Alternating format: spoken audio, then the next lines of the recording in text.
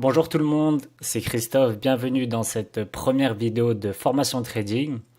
Alors je vais vous envoyer une vidéo par jour pendant 4 jours afin de ne pas vous envoyer trop d'informations d'un coup. L'objectif de cette formation, c'est de vous donner toutes les clés nécessaires afin de démarrer le trading dans les meilleures conditions. Et je vous donnerai aussi mes conseils et les erreurs à ne surtout pas faire. La table des matières. Alors qu'est-ce que l'on va voir durant toute cette formation-là? Dans cette première vidéo, nous ferons une introduction sur le trading, c'est-à-dire que nous verrons qu'est-ce que le trading, qu'est-ce qu'un trader, sur quel marché nous allons intervenir, quelles sont les stratégies que nous pourrons utiliser, comment passer ses ordres, etc., etc. Dans la deuxième vidéo, nous parlerons de psychologie, pourquoi c'est la chose la plus importante en trading, bien avant même les stratégies de trading.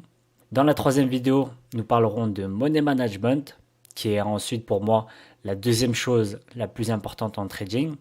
Donc ça va être comment gérer son capital, comment gérer ses trades gagnants, ses trades perdants, finalement tout ce qui va toucher à l'argent, donc à votre capital. Et pour finir, dans la dernière vidéo, nous parlerons des différentes méthodes de trading que nous pouvons appliquer sur les différents marchés financiers. Qu'est-ce que le trading? Alors le trading, c'est le nom qu'on va donner aux personnes faisant de la spéculation sur les marchés financiers. Quand on parle de marchés financiers, on parle par exemple des crypto-monnaies comme le Bitcoin, on parle comme autre marché financier d'actions comme BMW, Renault, Peugeot. On peut parler aussi d'indices boursiers comme le CAC 40 qui est l'indice boursier français. On peut parler aussi des matières premières, donc on peut faire de la spéculation sur le gaz, sur le pétrole. Comme autre marché financier, on parle aussi de Forex pour les paires de devises comme Euro-USD, AUD-NZD, etc., etc. On parle de trader lorsqu'on fait des opérations d'achat et de vente sur ces différents marchés-là en question. Donc tout comme une personne qui va faire de l'achat-revente dans l'immobilier pour lui aussi générer de l'argent régulièrement, on dira que lui est un marchand de biens. Donc en fait, nous, on fait la même chose qu'eux, c'est-à-dire de la spéculation pure. On achète bas pour revendre plus cher afin de générer des profits. Sauf que eux, les marchands de biens, agissent sur l'immobilier, sur les parkings, les fonds de commerce, alors que nous, on agit sur les marchés financiers. Il existe plusieurs stratégies pour faire du trading. On a par exemple l'analyse fondamentale, où là on va se pencher sur les taux de chômage, sur l'inflation, sur le PIB, sur la croissance économique, les taux d'intérêt, etc., etc. On va avoir aussi l'analyse technique, qui elle vise à l'analyse des graphiques. On va prendre un actif, on va analyser le prix, les mouvements de cet actif-là. On va repérer des figures qui vont se répéter très fréquemment sur les marchés. Et notre objectif, c'est de les apprendre. Et lorsqu'on va les voir réapparaître sur l'actif, on va essayer de le trader pour en prendre avantage. Et pour finir, on a l'analyse comportementale. Donc on sait que l'être humain, il agit rarement de manière rationnelle. La plupart du temps, on agit toujours de manière émotionnelle. Et l'être humain, faisant toujours les mêmes erreurs, l'effet mouton, l'effet de masse, la cupidité, le stress, la peur. En trading, l'être humain a du mal à laisser courir ses gains, tandis qu'il aura plus de facilité à couper ses pertes, alors que il faut faire l'inverse. C'est toutes ces erreurs-là que l'être humain va répéter et qu'on va pouvoir analyser et en prendre avantage. Finalement, ces trois techniques-là, ils ont le même objectif, c'est d'anticiper les futurs mouvements et ensuite, nous, de surfer sur ce futur mouvement-là. Exemple, vous faites une analyse sur le Bitcoin, que ce soit du technique, du comportemental ou du fondamental. Vous décidez d'acheter du Bitcoin, mais avant d'avoir pris cette décision, vous avez réfléchi en amont. Vous avez utilisé différentes stratégies afin de prendre cette décision-là. Et celle-ci ne doit pas être basée sur de la chance ou même du feeling, parce qu'au début, ça peut fonctionner, mais si vous voulez faire du trading votre métier, il faut éviter tout ce qui est chance et tout ce qui est feeling parce que sur le long terme, ça ne peut pas fonctionner. Donc le trader cherche à dégager des gains. Ensuite, un trader peut travailler pour une banque d'investissement, donc en tant que salarié, dans une société de gestion d'actifs. On va lui apporter des capitaux et son but, ça sera de le faire fructifier. Mais il peut aussi travailler pour lui-même, pour son compte propre. Comment devenir trader? Alors, il existe plusieurs façons de devenir trader. Vous pouvez par exemple faire de longues études afin d'obtenir une formation de niveau Bac plus 5 au minimum. Vous pouvez décider d'acquérir de l'expérience dans une institution financière, par exemple d'aller dans une banque. Vous pouvez vous former en ligne, que ce soit gratuitement, comme c'est le cas ici, que ce soit via des formations payantes, donc des formations un peu plus poussées. Vous pouvez décider d'avoir un mentor, c'est-à-dire une personne ayant déjà de l'expérience dans le trading. Et cette personne-là va vous accompagner, elle va vous épauler et elle va vous donner des conseils au fur et à mesure pour que vous évitiez un maximum d'erreurs. C'est vraiment une voie rapide. Vous pouvez aussi décider d'apprendre de manière autodidacte, en lisant des livres, en lisant des e-books. Vous pouvez aussi assister à des séminaires en ligne, des séminaires en physique. Vous pouvez naviguer sur Internet et tomber sur des articles de blog. Vous pouvez aussi regarder des vidéos sur YouTube. Vous pouvez intégrer des groupes Facebook, des groupes Telegram. Il va exister vraiment beaucoup de moyens d'apprendre ce métier-là. Mais l'avantage de passer par une formation en ligne ou par un mentor, c'est que vous allez droit au but et vous ne perdez pas de temps. C'est la façon dont j'ai décidé d'apprendre le trading. Pour ma part, je n'ai aucun diplôme dans le trading, mais si aujourd'hui je suis rentable et que je fais des gains régulièrement, c'est déjà de un que je suis passionné par ce métier-là, mais c'est aussi parce que je me forme tout le temps. En combien de temps puis-je devenir rentable? Alors je vais commencer par parler de mon cas. Pour ma part, il m'a fallu 1 an pour apprendre les bases, pour comprendre le concept du trading, comprendre tout ce qui est psychologie, parce que je me posais beaucoup de questions sur ça, j'entendais beaucoup parler de psychologie, et c'est après où j'ai vraiment compris pourquoi c'était si important. Donc c'est au bout de cette année-là où j'ai aussi appris le money management, les attitudes à adopter, qu'est-ce que mettre l'avantage de son côté, qu'est-ce qu'est la théorie des probabilités, voilà tout ce qui englobe le trading. Et par la suite, j'ai commencé à faire des gains régulièrement. Mais c'est vraiment au bout de 2 ans où j'ai vraiment confirmé ma première année, car on peut être rentable au bout de 2 ans, mais la deuxième année, être en négatif. Après, il faut valider avec le temps, au bout de 2, 3, 4, 5 ans. Alors ici, je parle bien évidemment de règles générales, donc ça va vraiment dépendre de chacun. Il y a des personnes qui vont apprendre plus vite que d'autres, certains qui vont apprendre moins vite. Bien évidemment, c'est pas la course, hein, chacun a son rythme. Je connais des personnes qui sont devenues rentables au bout de 4 mois et des personnes qui deviennent rentables au bout de 10 ans. Donc vraiment, il y a pas de règles. Ici, quand je dis de 1 à 2 ans, je parle vraiment de règles en général. Mais vous verrez que le mindset, l'état d'esprit, ça va beaucoup jouer. C'est vraiment la différence que j'ai vue entre le trader A qui lui a permis d'être rentable en 4 mois et le trader B d'être rentable au bout d'une dizaine d'années. C'est que la première personne, elle a eu l'humilité de se dire qu'elle ne pouvait pas tout apprendre seule. C'est-à-dire qu'elle ne peut pas inventer des connaissances. Elle est obligée d'apprendre soit en lisant des livres ou soit en passant par des formations ou un mentor. Donc elle a préféré choisir la voie de rapidité, entre guillemets. Et la deuxième personne a préféré apprendre seule, en autodidacte, mais vraiment sans l'aide de personne. Et ça lui a coûté 10 ans d'expérience, alors que potentiellement, si elle avait décidé de prendre un mentor ou même de passer par des formations, elle aurait pu raccourcir ce temps-là. Ensuite, durant cette étape de transition-là, donc de trader débutant à trader rentable, il faudra que vous passiez par des comptes de démonstration et des comptes réels. Quand j'ai démarré, personnellement, je n'avais aucun mentor et j'avais acheté aucune formation. Et quand je passais mes premiers trades, je les ai passés sous un compte réel. Donc j'avais déposé 1 000 € chez un courtier. C'était vraiment mes économies.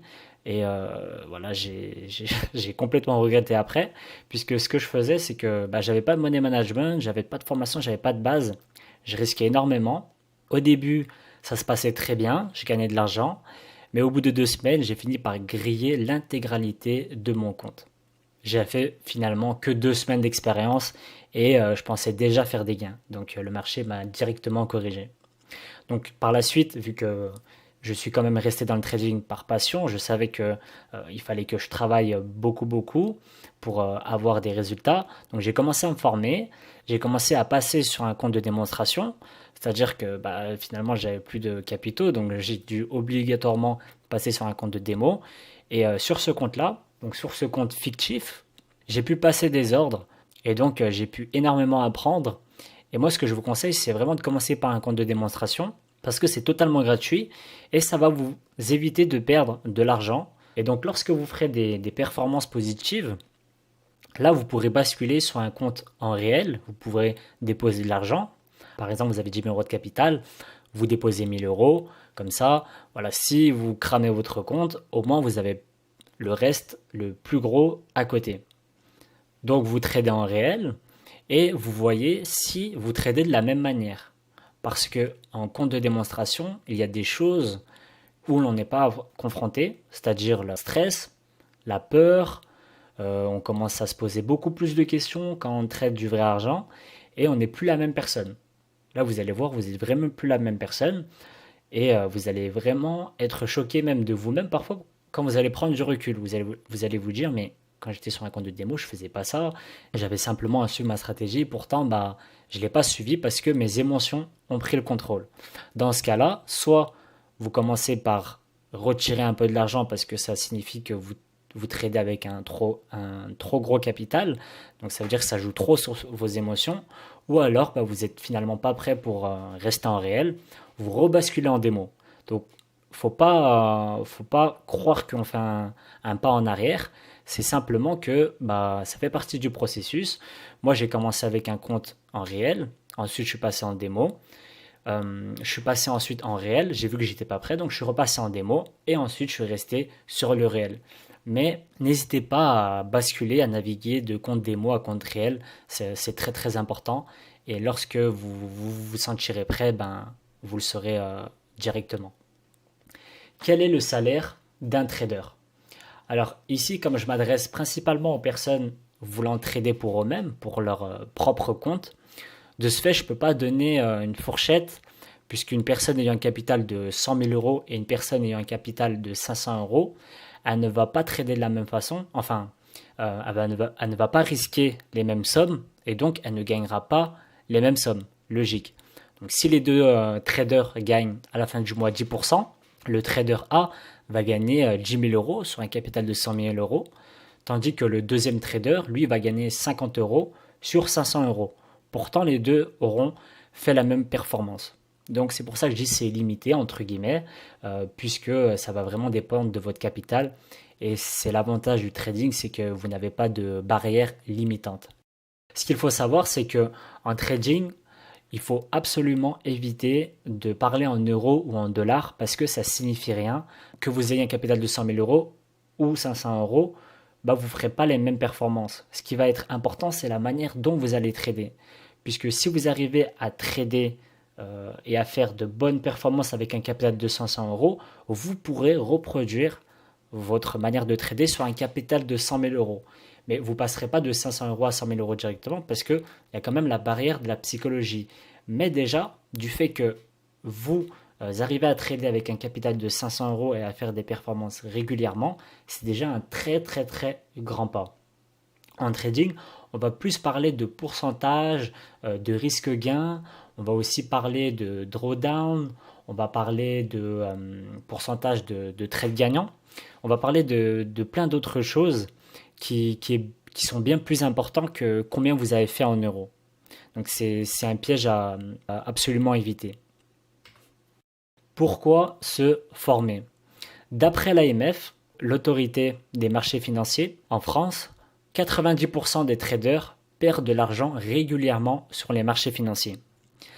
La majorité en fait, moi je pense que c'est ça, n'aborde pas le trading de la meilleure des façons.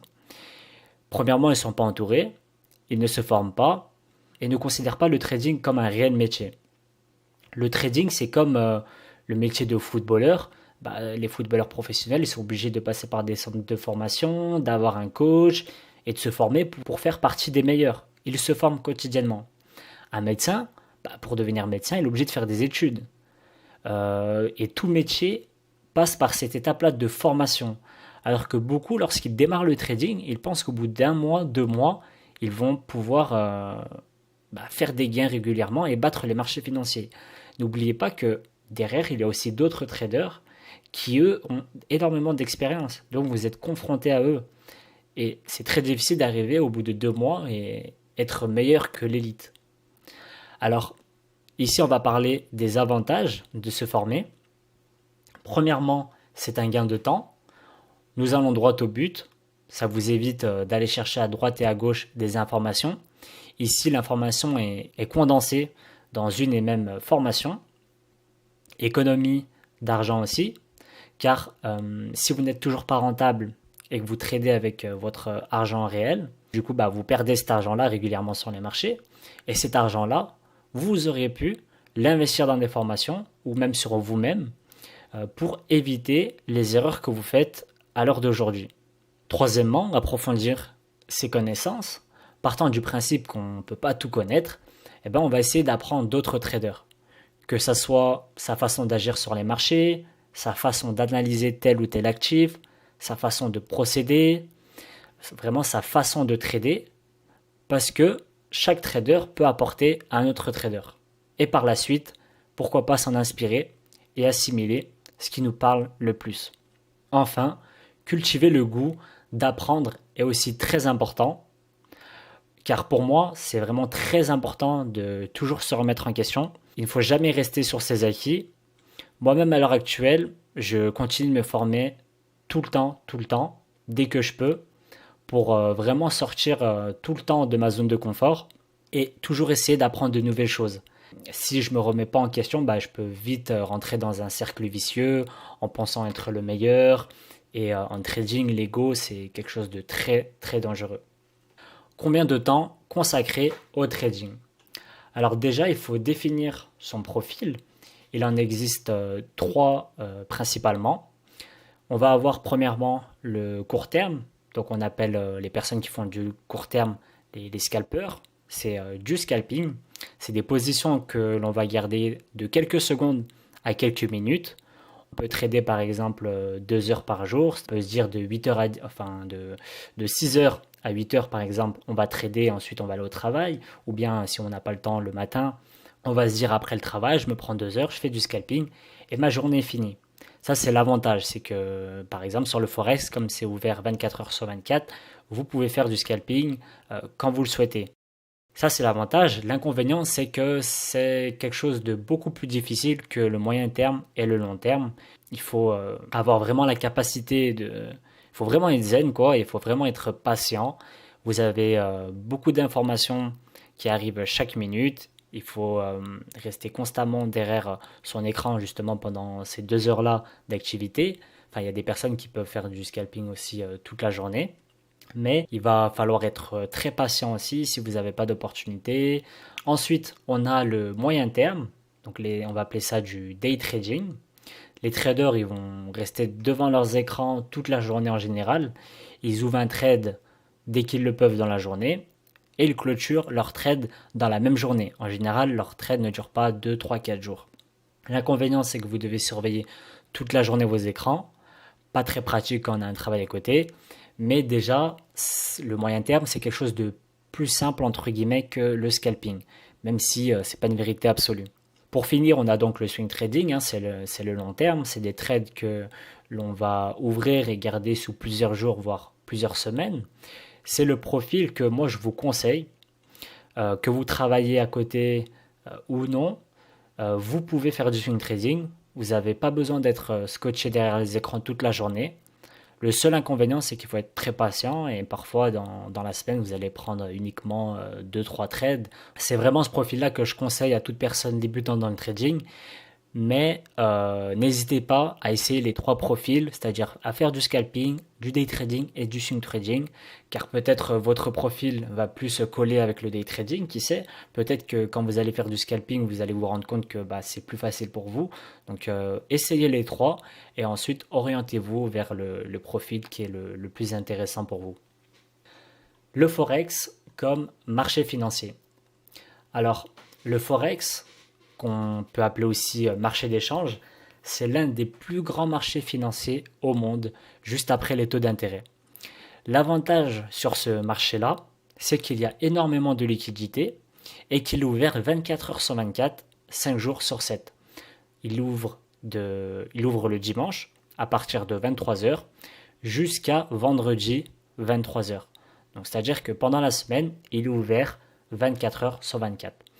Et si vous avez un travail, en rentrant le soir, vous pouvez surveiller vos positions, voire prendre de nouvelles positions. Vous n'avez pas besoin d'être derrière les écrans toute la journée, car il y a des marchés qui vont ouvrir, comme les indices, de 9 heures à 17h30. Donc c'est très compliqué pour les personnes qui travaillent toute la journée. Le Forex, pour les personnes qui ne savent pas exactement ce que c'est, pour les personnes qui ont déjà voyagé hors zone euro, vous avez déjà dû être confronté au Forex sans le savoir en fait en échangeant vos euros. Exemple, vous habitez en France, vous utilisez donc des euros. Vous décidez de partir en vacances, vous décidez de partir aux États-Unis et lorsque vous êtes là-bas, vous êtes obligé d'échanger vos euros contre des dollars américains pour dépenser dans leur pays. Ce que vous allez faire, c'est donc vendre vos euros et acheter du dollar américain.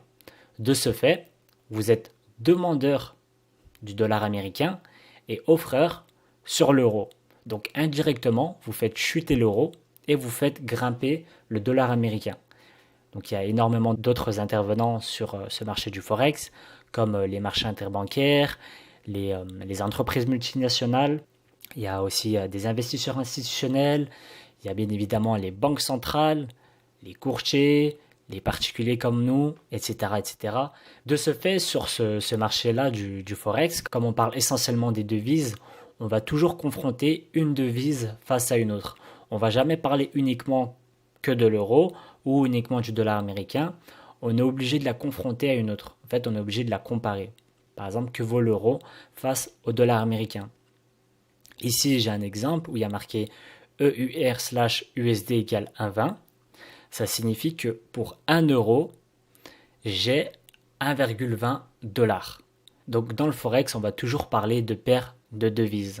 Et la devise qui est à gauche, on appelle celle-ci la devise de base, et elle vaut toujours 1. Et à droite, on a la devise de cotation, qui elle est représentée après le égal. Ensuite, ces différentes paires-là peuvent être classées dans 3 catégories. La première est la catégorie des paires majeures. On va avoir donc AUD-USD, c'est le dollar australien face au dollar américain. On peut avoir l'euro-USD, c'est l'euro face au dollar américain. On peut avoir GBP-USD, c'est la livre sterling face au dollar américain, etc., etc. En fait, c'est toutes les paires de devises contenant le dollar américain face à une autre devise très importante. Les paires mineures, ensuite, c'est toutes les devises très importantes face à l'autre sans le dollar américain. Par exemple, l'AUD-CAD, c'est le dollar australien face au dollar canadien. CHF-JPY, c'est le franc suisse face au yen. Voilà, c'est toutes ces devises-là très importantes, très fortes, qui sont confrontées l'une à l'autre. Les paires majeures, c'est pareil, sauf qu'il faut qu'il y ait obligatoirement le dollar américain. Et ensuite, nous avons les paires exotiques. C'est toutes les paires de devises comprenant une devise importante, comme le dollar américain, le dollar australien, l'euro, la livre sterling, face à une devise moins importante. Par exemple, ici, on a l'USD TRY, c'est le dollar américain, face à la livre turque. Donc, c'est une devise quand même moins importante dans le monde. Euro DKK, c'est l'euro face à la couronne danoise. Le GBP SEK, c'est la livre sterling face à la couronne suédoise, etc., etc. Lorsque l'on trade sur ce marché-là, nous allons acheter ou vendre ces paires de devises ici. Donc les paires exotiques, c'est pas les paires que je vais privilégier puisqu'il y a moins de liquidité, il y a moins d'intervenants. Je vais trader principalement les paires majeures et les paires mineures. Et lorsque j'achète une paire, par exemple l'euro USD, si je décide d'acheter l'euro USD à 1.20, lorsque l'euro USD aura augmenté par exemple à 1.21, je gagnerai donc la différence lorsque j'aurai vendu cette paire-là. Et lorsque j'achète euro USD, qu'est-ce que ça signifie? Ça signifie que pour moi, j'anticipe un euro plus fort que le dollar américain. Ça ne signifie pas que le dollar américain va être faible, ça signifie simplement que l'euro, pour moi, va être plus fort que le dollar américain. Puisque ici, on fait de l'anticipation. Le trading, c'est simplement c'est tout le temps de la spéculation. Si par contre, je miserais à la baisse, donc je ferais de la vente à découvert sur euro USD, ça signifie que je considère que le dollar américain va être plus fort que l'euro. Donc la vente à découvert, c'est un principe que je ne connaissais pas moi auparavant, avant le trading. C'est quelque chose que vous pouvez faire sur les marchés financiers. En fait, quand vous achetez et que vous vendez, c'est une opération très simple. Vous achetez à 1,20, vous revendez à 1,21, vous gagnez la différence. Vous avez acheté bas pour revendre plus haut. Très simple. Maintenant, la vente à découvert, c'est l'inverse. Je vais vendre à 1,21 car je considère que le prix va chuter. Et lorsque le prix chute, je le rachète au plus bas. Donc en fait, la vente à découvert, c'est le fait de vendre un actif dont on n'a même pas encore acheté.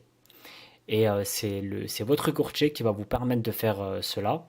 Mais par contre, si l'euro USD continue de prendre de la valeur, bah vous avez vendu à un niveau bas et vous serez obligé de le racheter à un niveau plus haut. Donc finalement, que les marchés montent ou que les marchés chutent, vous pouvez gagner dans les deux sens. Quelques notions de base. Donc buy et sell, c'est très simple. Hein. Buy, c'est pour l'achat. Sell, c'est pour la vente à découvert, qu'on a vu juste tout à l'heure. On a aussi le pip et les pips. Qu'est-ce que c'est? C'est une unité de variation qu'on a donnée au trading. Donc au lieu de parler de centimètres, de parler de millimètres, ici on parle en trading de pips. C'est une unité internationale que tous les traders utilisent, tous les traders dans le monde. C'est pour qu'on ait en fait la même unité et c'est avant tout pour simplifier les choses. Pour les paires lambda, le pip est en fait la quatrième décimale. Ici, on a euro-USD égale 1,1457. Le pip ici est le chiffre 7. Si je dis que euro-USD a gagné 10 pips au cours des dernières minutes, ça signifie que euro-USD est passé maintenant à 1,1467. Donc ça, c'est pour toutes les paires de devises, exception pour les paires de devises comprenant le yen. Ici, pour le yen, le pip va être la deuxième décimale. Donc ici, on a 1 euro yen égale 118,05. Le pip ici est le chiffre 5. Donc si je dis que l'euro yen a pris 15 pips, j'aurai ici 1 euro yen égale 118,20. On va aussi parler de taille de lot. Donc lorsque vous traderez, vous ne pourrez pas dire à votre courtier je mise 100 euros ou je vais miser 1000 euros. Il faudra rentrer une taille de lot. Donc vous avez des micro-lots, ça correspond à 1000 unités, ça correspond à 10 cents le pip. Vous avez aussi les mini-lots qui correspondent à 10 000 unités et qui correspondent à 1 dollar le pip. Et vous avez les lots standards qui représentent 100 000 unités et un pip de variation va correspondre à 10 dollars. Donc admettons que je décide d'acheter l'euro-dollar à 1,1457. Par exemple, je dis je veux placer un lot standard. Si l'euro USD gagne 10 pips, alors j'ai plus qu'à faire 10 fois 10, donc 100, j'aurais gagné 100 dollars. Par contre, à l'inverse, si le cours chute, bien évidemment, je perds 100 dollars. Donc c'est très important d'adapter sa taille de lot. Pour les personnes qui trouvent ça trop difficile, dans les prochaines vidéos, je vous présenterai un site qui va vous permettre de calculer tout ça automatiquement pour vous. Ça va être très très simple. En trading, on va aussi parler d'effet de levier. Si votre courtier vous dit que vous avez un effet de levier de 10, ça signifie que si vous avez un capital de 1000 euros, vous avez les capacités d'investir à hauteur de 10 000 euros. Si vous avez un effet de levier de 100 pour un capital de 1000 euros, ça signifie que votre courtier vous permet d'investir à hauteur de 100 000 euros. C'est comme si vous prêtez l'argent en fait. Donc l'avantage, c'est que vous pouvez décupler vos gains grâce à cet effet de levier, mais à contrario, vous pouvez perdre aussi beaucoup d'argent. Ça va dans les deux sens, et c'est pour ça qu'il faut avoir un très bon money management. Ensuite, on a la marge. La marge, c'est ce que votre courtier demande comme sécurité quand vous utilisez l'effet de levier ou même quand vous tradez. Admettons que vous ayez un effet de levier de 10, vous achetez seulement un micro-lot, donc 1000 unités. Ces 1000 unités-là, on les divise par 10, ça nous fait 100, ça va représenter 100 dollars. Vous devrez donc avoir sur votre compte de trading 100 dollars de marge. C'est la sécurité que prend votre courtier. Et si vous avez par exemple un effet levier de 100 pour un capital de 1000 avec toujours un micro-lot, vous faites 1000 divisé par 100, ce qui nous donne 10. Donc vous n'aurez besoin que de 10 dollars si vous avez un effet de levier de 100. Pourtant vous avez misé la même somme. Donc en fait, plus vous aurez un effet de levier élevé, moins vous aurez besoin de capitaux pour prendre des trades. Ensuite, on a le spread. Donc ça, c'est la commission que prend votre courtier. C'est ce qu'il va prendre à chaque transition, à chaque transaction que vous effectuez. C'est la différence entre le prix d'achat et le prix de vente que vous avez. Alors, je vais vous donner un exemple.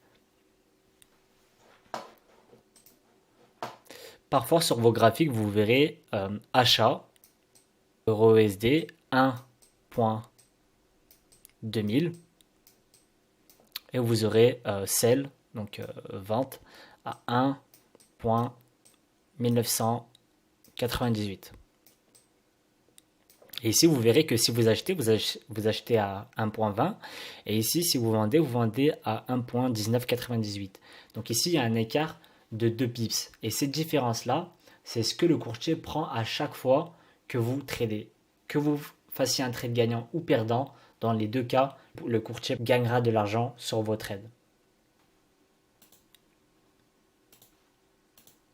Alors au niveau du setup, si vous démarrez avec un ordinateur fixe ou un ordinateur portable, donc avec simplement un écran, c'est largement suffisant.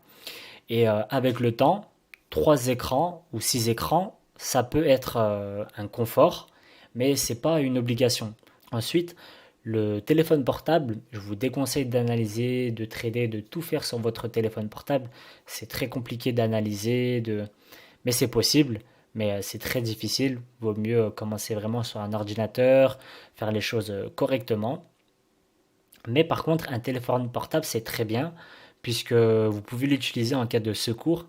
Admettons, vous êtes en train de trader, vous passez un ordre, par exemple, vous faites du scalping, donc des trades qui doivent durer de quelques secondes à quelques minutes, et bam, d'un coup, vous avez une panne d'électricité, ou vous avez votre ordinateur qui pète, vous n'avez plus internet. Par contre, vous avez passé un ordre, et là, vous avez mis une grosse taille de l'eau. Qu'est-ce que vous faites? Vous êtes plus sur votre écran, enfin, vous êtes plus sur votre plateforme de trading, vous pouvez plus sortir du trade, et qui sait, peut-être que quand vous allez rouvrir vos écrans, vous aurez perdu énormément d'argent. Donc, le fait d'avoir un téléphone, vous avez simplement à prendre votre téléphone et ensuite à supprimer votre ordre ou bien le surveiller. Mais voilà, ça permet d'avoir une sécurité en plus. Et ensuite, bien évidemment, une connexion Internet. Finalement, vous avez besoin que d'un ordinateur et d'une connexion Internet. Et ensuite, une plateforme de trading pour analyser, passer ses ordres. Et un courtier, c'est là où vous allez placer votre argent. Le courtier, alors aussi appelé broker, c'est en fait l'intermédiaire entre vous et les marchés financiers. Par exemple, moi auparavant, je travaillais dans un tabac et lorsqu'un parieur me donnait ses tickets et que je les passais dans la machine, en fait, c'est comme si moi j'étais le courtier. Je faisais l'intermédiaire entre le parieur en question et la Française des Jeux. Ici, le courtier, c'est la même chose, mais pour les traders. Il va par exemple être l'intermédiaire entre vous et le marché du Forex. C'est lui qui va être le lien entre vous deux. Et c'est chez lui que vous allez poser vos capitaux. Donc c'est très important de bien sélectionner car je suppose que vous ne mettez pas votre argent n'importe où. Ça arrive qu'il y ait des arnaques au niveau des courtiers. Il y a des personnes qui posent de l'argent chez un courtier et lorsqu'ils veulent le retirer, bah, ils ne peuvent plus. Sauf que ces courtiers-là sont basés dans des paradis fiscaux. Donc c'est très compliqué de les suivre en justice. Ici, je vais essayer de vous donner quelques conseils afin de le choisir correctement. Donc, lorsque vous choisissez un courtier, il faut vérifier ces quelques points-là. Par exemple, le siège social. Est-ce qu'il est basé à Chypre, à Malte, voilà, dans des paradis fiscaux? Alors, ça ne signifie pas obligatoirement que c'est une arnaque, mais il faut faire plus attention en tout cas. Est-ce que le siège social est basé en France, en Angleterre, en Australie, etc., etc. Vous pouvez aussi regarder les avis sur Internet. Que pensent les clients de ce courtier? Est-ce qu'ils sont satisfaits? Est-ce que y a trop de frais, par exemple? Est-ce que ce broker n'a pas des problèmes en particulier? Donc voilà un avis global sur ce courtier-là. On peut aussi vérifier les frais de courtage. Donc ça fait partie des spreads. C'est la commission que prend le courtier à chacune de vos transactions. Vous pourrez donc faire un comparatif sur tel et tel courtier. Et il y a aussi deux sites que je vous conseille de consulter avant de faire un choix définitif sur votre courtier. C'est amf-france.org. C'est le site officiel de l'autorité des marchés financiers en France. Alors je vais vous le montrer tout de suite. Vous avez simplement à cliquer sur AMF. Ici, vous avez simplement à cliquer sur le premier lien. On va sélectionner ici espace épargnant. On sélectionne protéger son épargne. Ici, on va aller dans liste noire et mise en garde. Et là, on va venir checker si notre courtier en question n'est pas dans la liste noire de l'AMF. Il y a aussi un autre site qui est Regafi. Et en fait, celui-ci va vous dévoiler si votre courtier a des autorisations ou non de la part des autorités de contrôle de la Banque de France. Vous avez simplement à écrire ici le nom de votre courtier, par exemple XTB. Ici, vous pouvez voir que le courtier est autorisé sur le territoire. Vous pouvez cliquer directement dessus. Ici, on a donc l'adresse du siège social, la ville, le pays. On a la date d'autorisation. On peut aussi passer sur les activités exercées en France. Et ici, vous pourrez vérifier leurs autorisations.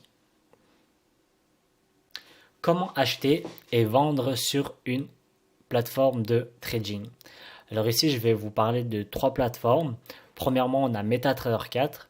C'est une plateforme de trading que l'on doit connecter avec notre courtier. Et sur cette plateforme de trading-là, on va pouvoir analyser nos graphiques, analyser nos actifs et on va pouvoir passer des ordres sur cette plateforme de trading-là. TradingView, c'est un très bon site que vous pouvez retrouver sur Google. C'est un site en ligne. Et grâce à ce site-là, vous pouvez avoir les vrais flux en temps réel. Ce qu'il faut savoir, c'est que quand vous connectez votre courtier à MetaTrader 4, les cours qui vont être affichés vont être cotés par votre courtier. Et certains n'hésitent pas à donner de fausses informations. Vous pouvez même comparer votre courtier à un autre courtier. Vous verrez que vous n'aurez pas toujours les mêmes valeurs. Donc, si vous êtes chez un courtier qui est honnête, qui est très reconnu, normalement, vous n'avez pas ce souci-là. Mais parfois, si vous faites du scalping, par exemple, ça peut être difficile. Donc, c'est un site gratuit. Et vous avez aussi ProRealTime, c'est le site que j'utilise, c'est la plateforme que j'utilise pour avoir aussi les flux en temps réel, donc les vrais cours de cotation. Mais il est payant, je paye environ 45 € par mois, mais c'est vraiment un confort que je ne peux pas laisser après y avoir testé. Mais si vous débutez, MetaTrader 4, c'est déjà très très bien. Mais voilà, je voulais quand même vous partager les autres options au cas où si vous voulez évoluer. On va se retrouver sur Google où maintenant je vais vous montrer comment télécharger MetaTrader 4. Alors c'est très simple, on va mettre téléchargement MetaTrader Trader 4. On va prendre ce lien qui est ici. Donc ici, on a téléchargé MetaTrader 5. C'est la plateforme qui ne va pas nous intéresser. Nous, c'est MetaTrader 4. Vous cliquez sur télécharger MetaTrader 4 pour PC. Voilà, vous l'installez. Et pour les personnes qui sont sur Mac, je vais vous montrer un autre site, puisque sur ce site-là, ils font que pour Windows. Vous allez aller chez un courtier qui est XM. Alors, il faut taper XM courtier. On va cliquer sur le premier site. On va aller dans plateforme. Et vous allez cliquer sur MT4 pour Mac.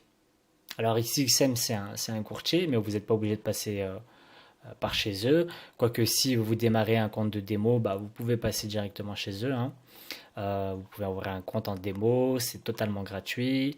Il me semble que c'est 1 mois au maximum. Et ensuite, vous n'avez plus qu'à télécharger sur votre ordinateur. Je vais juste vous montrer comment créer un compte de démonstration. C'est très très simple. Vous prenez un courtier n'importe lequel. Je vais prendre un exemple ici sur XTB. Vous cliquez sur le lien ici. En haut à droite, vous avez démo, compte démo. Vous avez simplement ensuite à rentrer votre adresse email, à rentrer votre pays, à déclarer, à lire les conditions. Et ensuite, vous allez recevoir un mail où l'on va vous envoyer un login et votre mot de passe. On se retrouve tout de suite sur MetaTrader 4.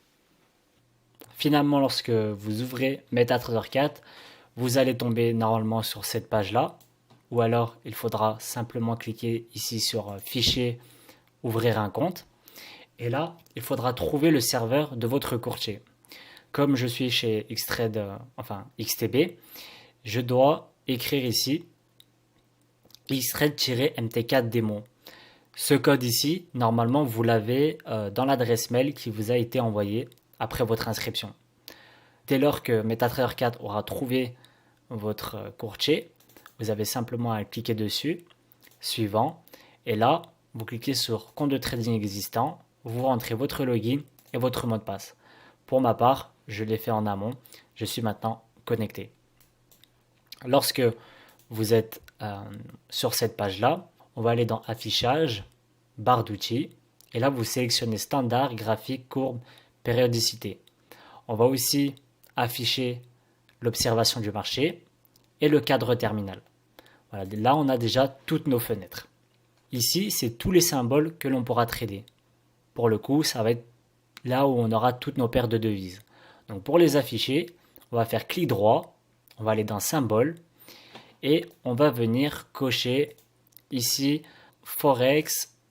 Alors ici on va cliquer sur Major STD, montrer. On va cliquer sur Forex STD3. En fait on va simplement afficher les paires majeures du Forex. Ici c'est les indices, donc ça ne va pas nous intéresser. Ici celle-ci ne nous intéresse pas, puisqu'en fait il y a deux types de Forex. Nous c'est celle-ci qui va nous intéresser, celle où il y a le plus juste à droite. On va cliquer sur Montrer. Est-ce qu'on n'en a pas oublié? On a aussi celui-ci. Donc là, on a des paires mineures et des paires exotiques. On va cliquer sur Montrer. Et ici, on a l'euro USD, Montrer. Ici, c'est les indices, donc ça ne va pas nous intéresser. Voilà, donc là, on a toutes nos paires de devises. Donc voici tous les marchés que l'on va pouvoir trader. Je vais sélectionner une paire au hasard, donc l'euro USD. Si je veux afficher cette paire-là, je vais faire clic droit, ouvrir un graphique. Et là, juste ici, on va voir toutes les fenêtres ouvertes. Euro USD, Euro USD, Euro USD, Euro USD. Si jamais, ici j'ai 4 pages, par exemple, si je veux que ça soit l'euro USD, je veux ici que ça soit le GBP USD, donc je clique dessus et je vais simplement cliquer sur GBP USD, cliquer en foncé et le basculer sur ma droite. Et ici, on voit que c'est affiché GBP USD. Ici, on a Bid et Ask. Donc là, on va avoir le spread, donc qui va être affiché juste là. Si vous ne l'avez pas affiché, vous faites clic droit et vous laissez cocher écart. Et ça va être le spread de votre courtier. Par exemple, ici, on a 9, mais ce n'est pas 9 pips, c'est 9 micropips. Donc, ce n'est pas la 4e décimale, c'est la 5e décimale. Maintenant qu'on a passé en revue la barre de gauche qui est destinée à nos actifs, nous allons passer à la fenêtre principale ici. Alors ici, c'est pas très lisible, hein. On va changer les propriétés. On va faire clic droit, propriétés. Nous allons changer en premier temps l'arrière-plan. Bien évidemment, là, je mets mes propres préférences. Vous pouvez après changer le texte en noir. La grille, vous pouvez décider de la laisser ou l'enlever. Moi, je l'enlève en général. Les barres haussières. Donc, lorsque ça monte, est-ce que vous voulez que ça soit en bleu, en vert, en blanc, peu importe, hein.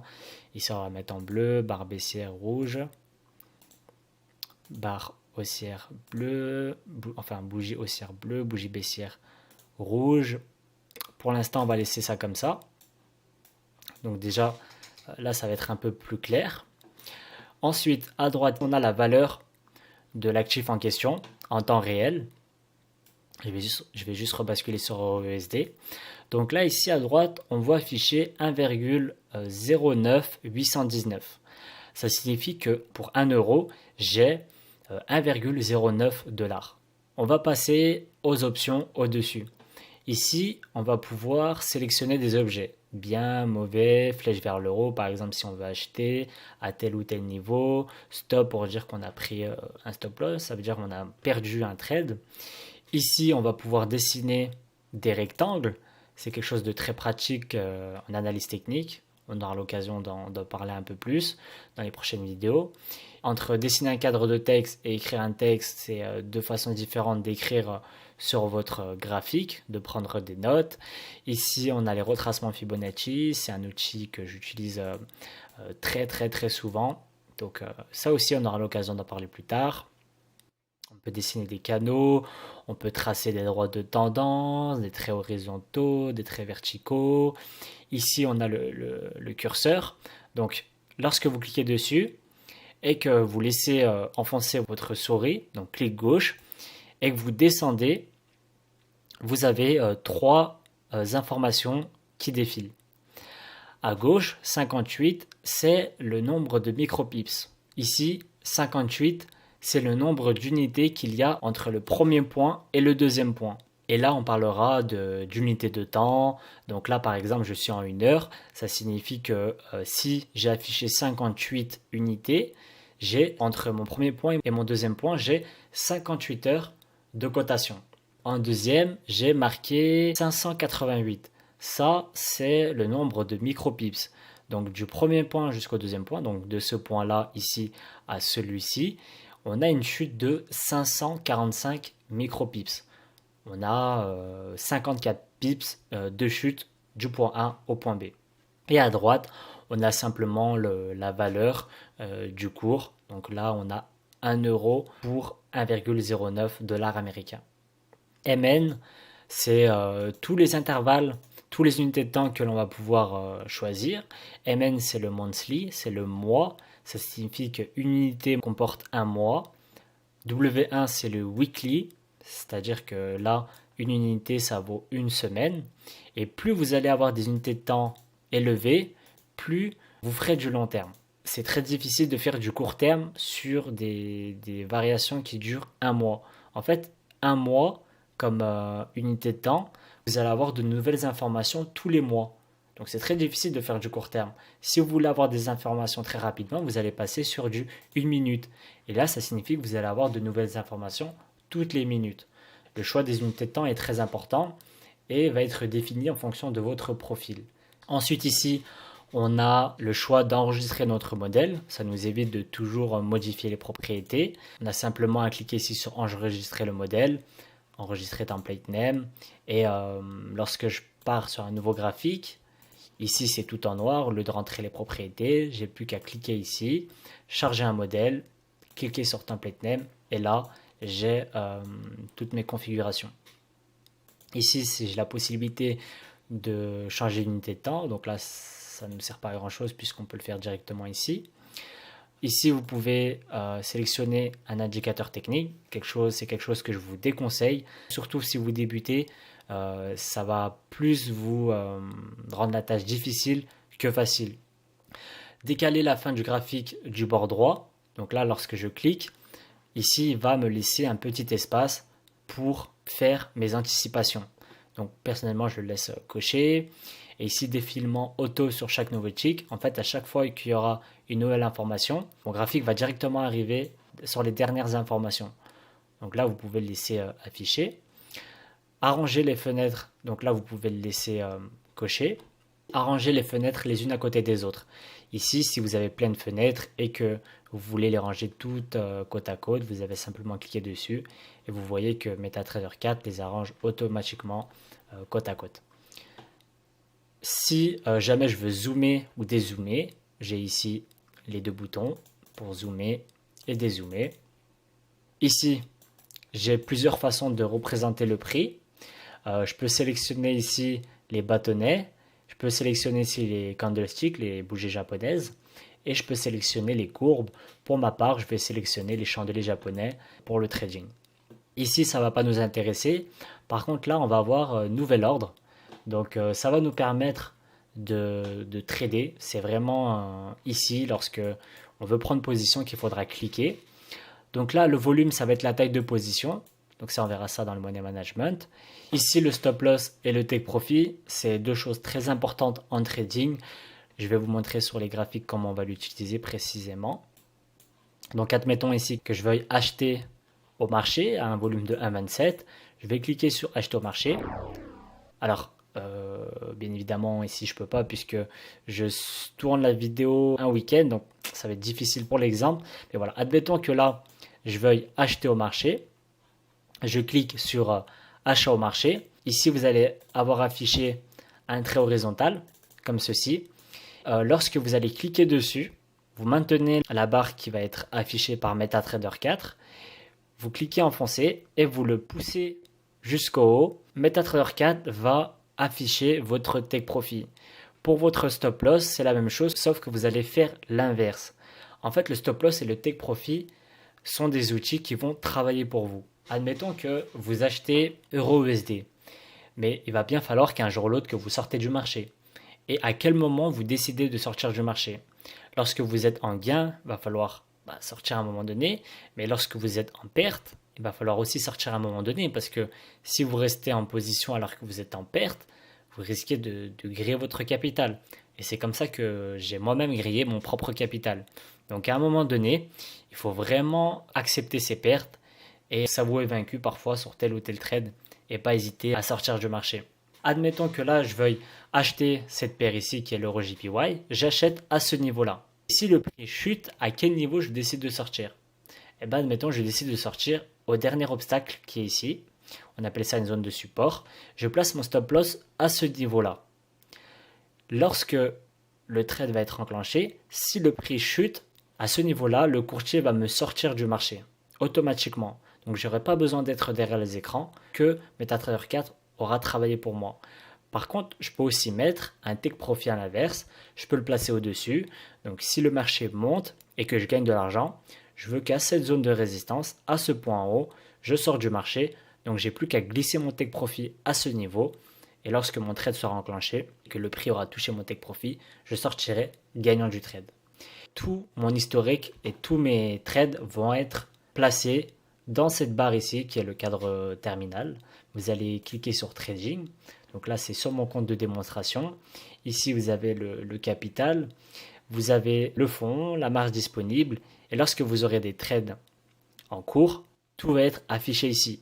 Le profit, le prix auquel vous avez acheté, où est-ce que vous avez placé votre take profit, votre stop loss, le prix actuel, le symbole, donc quelle paire c'est, le volume, combien vous avez misé en gros, combien vous avez mis de lots, de micro-lots, de mini-lots, à quelles heures vous avez effectué votre transaction et quelle transaction vous avez fait. Est-ce que vous avez fait un achat ou est-ce que vous avez fait une vente? Exposition pas très important. Historique du compte, c'est tous les trades que vous avez passés. Lorsqu'ils seront clôturés, ils vont être affichés directement ici. Les alertes, ça peut être intéressant aussi pour les personnes qui ne sont pas derrière les écrans et qui veulent être alertées lorsqu'il se passe quelque chose ou que tel ou tel niveau est atteint.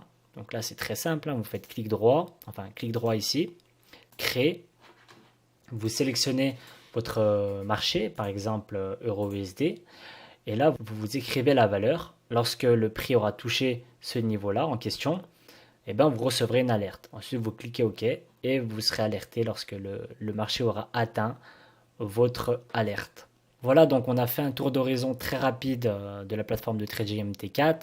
Maintenant, moi, ce que je vous conseille, c'est de bidouiller un peu cette plateforme-là, d'essayer de passer des ordres, de placer des stop-loss, des take profits. De toute façon, vous êtes sur un compte fictif, sur un compte de démonstration, donc vous n'avez rien à perdre. Autant faire des erreurs maintenant. Et vous commencez à vous habituer à cette plateforme-là. Donc voilà, j'espère que cette vidéo vous aura plu. Moi, je vous retrouve demain dans une prochaine vidéo où on parlera de psychologie, quelque chose de très très important dont je voulais vraiment parler avant de parler de méthode de trading ou de money management. Je vous dis donc à demain. Ciao ciao tout le monde.